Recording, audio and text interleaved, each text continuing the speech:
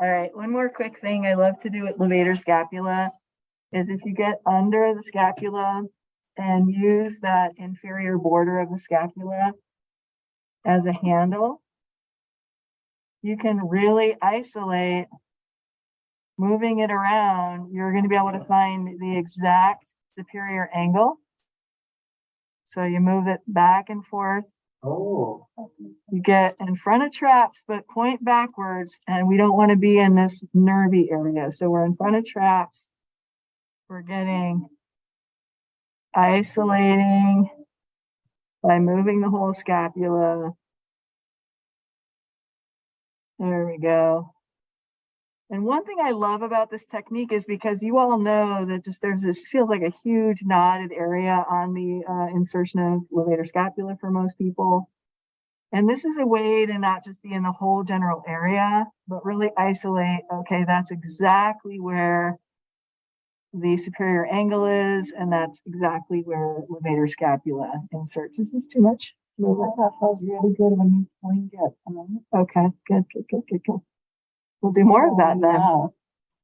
I'm all the way under the scapula now. Are you using your fingers to lift up the scapula, or are you using the scapula, or are you using your palm? I'm using my fingers under the inferior angle curled like this.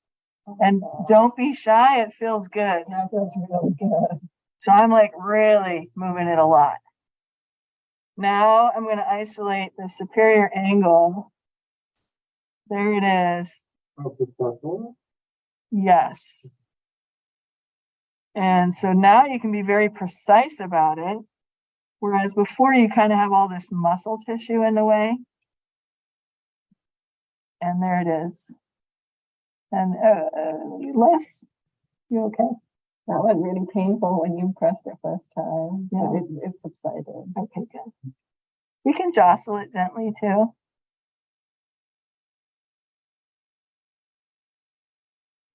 So now all these wonderful muscles in the neck, you can walk your way very precisely up levator scapula and then find the other couple trigger points because they're going to go right.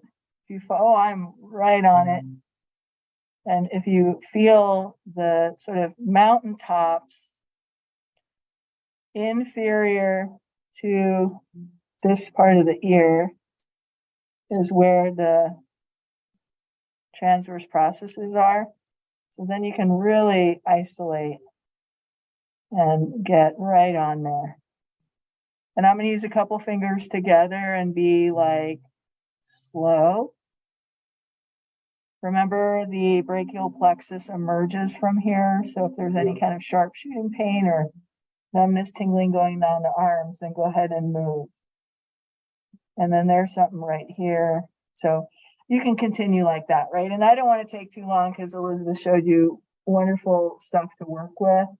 I just want to show you that one extra thing to like really isolate and be very precise as you walk your way up. All right, cool. Any questions? So next to the transverse processes. That's right. Yep, it originates on the transverse processes 1 to 4. Yeah. So way up high, right? Yeah. All the way down to, yeah. Awesome work. Let's do it. So let's